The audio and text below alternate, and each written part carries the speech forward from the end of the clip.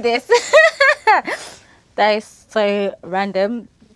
What do you mean by random? But I did just start crying over clothes. Yeah. Oh dear, no one could describe Amina's shopping as a happy outcome. That access to fast fashion ends in tears. There's great pleasure at the point of purchase, but it disappears when you see the result at home. Perhaps quick fix retail therapy is potentially addictive shopping. Yes, we may not all be as extreme as Amina, but I'm certainly guilty of buying things on impulse I don't need, and they end up in the charity shop. Back in Manchester, Kate's about to witness how the Saunders spend on the girls. 15-year-old Hannah's got a wish list as long as her arm. Her parents are working their way through it. I prefer more like Prada. Brands are all important. Oh, look at the Chanel. Oh. The Saunders are in their element, but it's not Kate's idea of fun. These are 206. You're joking.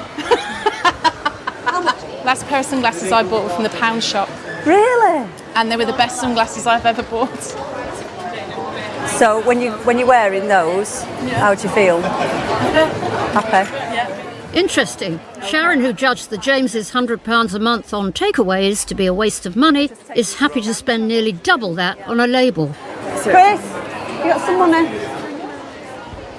Hannah's sunglasses cost £190. There you go. Thank you. Better wear them. I can't believe that people pay £190 for a pair of sunglasses. It's just, that was a wow.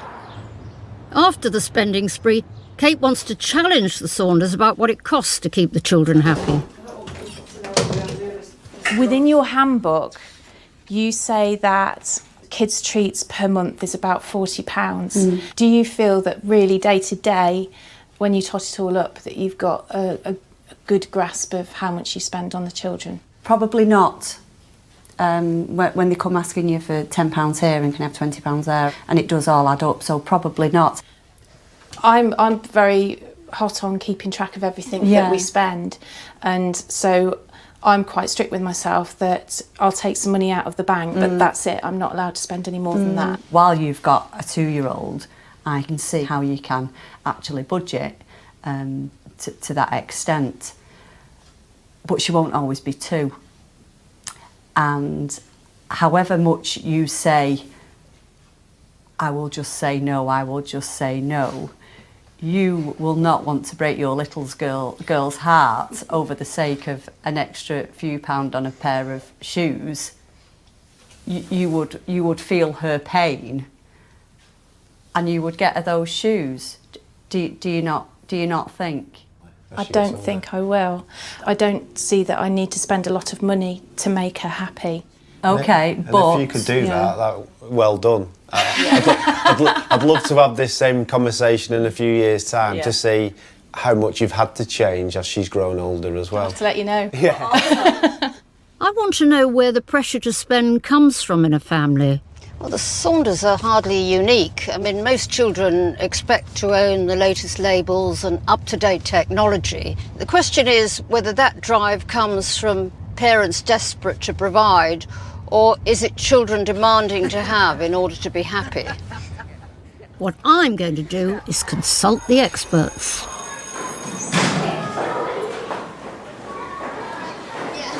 Why is it important, or is it important that you have the latest phone?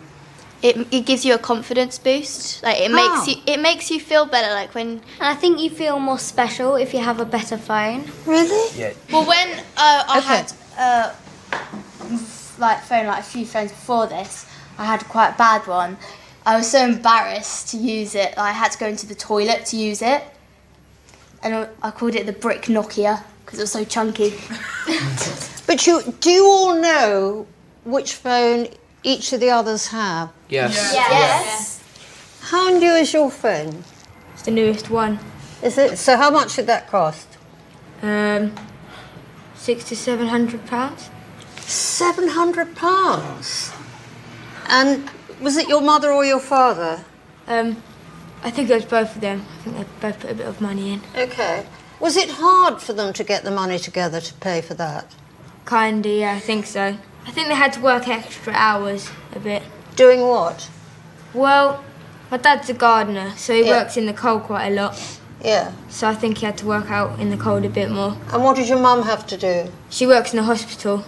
Yeah. So I don't think she can work extra hours. No. So I think she's got a set time. And did you just ask for it? No, I asked him about 1,000 times. Extraordinary. Even as children, they already have a huge desire to consume.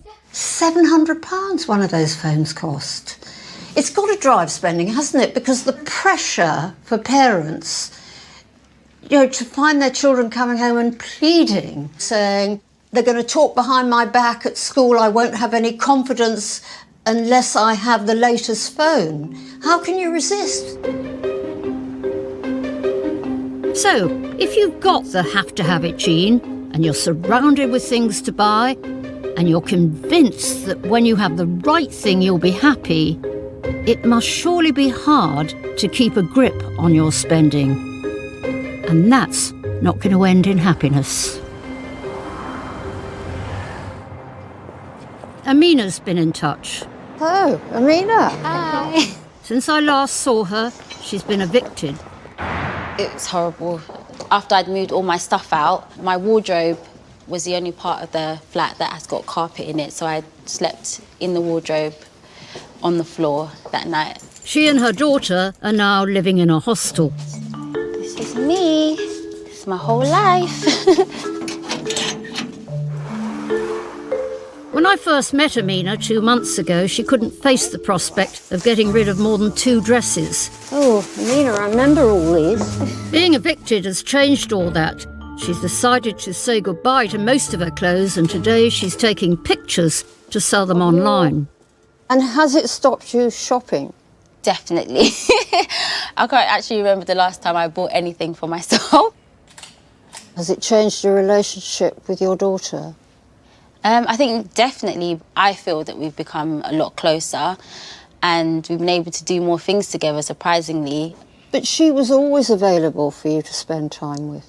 Yeah, I know, definitely. I never thought that having to go through this whole eviction and putting my whole life into a storage box would really change my whole mindset and my whole outlook on, how I'm spending my money, how I'm spending time with my daughter. Big learning curve.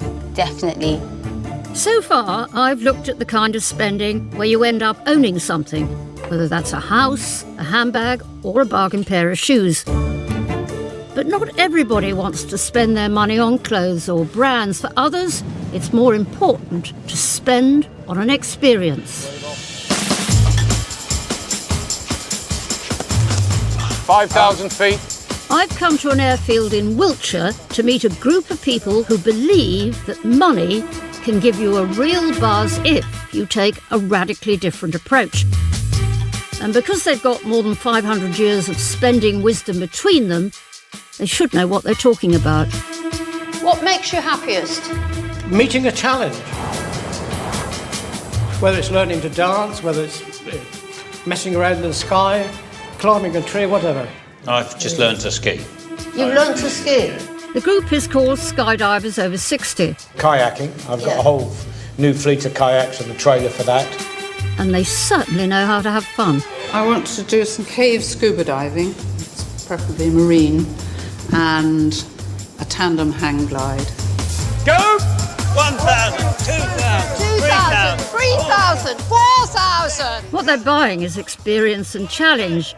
But what value do they place on material things?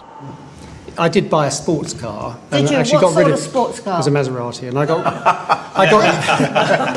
got rid of it pretty quickly. And why did you get rid of it? Because actually I was driving it and I thought, this is not making me happy. Was it making you unhappy? Yes, in a way, because when you put 100 litres of fuel in a car and you can barely get down the M40, you think, what am I doing to the planet with this? Have you got grandchildren? Yes, You don't spend on them? a little maybe, but not much. Most of it goes on skydiving. And do your children resent that? I don't know, I didn't ask them. Are you planning on spending everything you've saved rather than leaving it to the goddamn lot, baby. It's all going to go. Yeah. Too right. I wouldn't want to die a rich man. I will help my children if they want to start something. And I think it's an important aspect of motivation and self-respect that you get there on your own. Make the last cheque bounce. That's the way it's going to be. They're post-war baby boomers who have the kind of pensions that allow them to enjoy retirement. So if you lay down with your chest on there and the legs on those little... And they're certainly spending their money and having the time of their lives. Woo! It's not buying stuff that makes them this happy. Right, who am I gripping? Me? Yeah, but I don't know who me is. Paul. You married, Paul? It's the love of doing something challenging and sharing that experience with friends. Which was Paul? Oh, disappointing when you stand up. I'm sorry. Somebody said the same about you, Anne. Don't worry. Sorry. I've met people from both sides of the wealth gap, spent time with spenders and savers, and talked about what we buy and why. So, does spending make us happy? Well, from what I've seen, those who shop alone, be it for a £90 million house or a bargain top for a fiver, seem less content. It's as if it doesn't do it for them. And that makes sense, certainly for me. Splashing out of my homes, art, travel, clothes doesn't begin to compare with spending precious time with my grandchildren. Throw me to the tiger, the big brown. And similarly, those who pursue skydiving or shopping, but do it with the glue of close family and friends, they appear to be genuinely happy.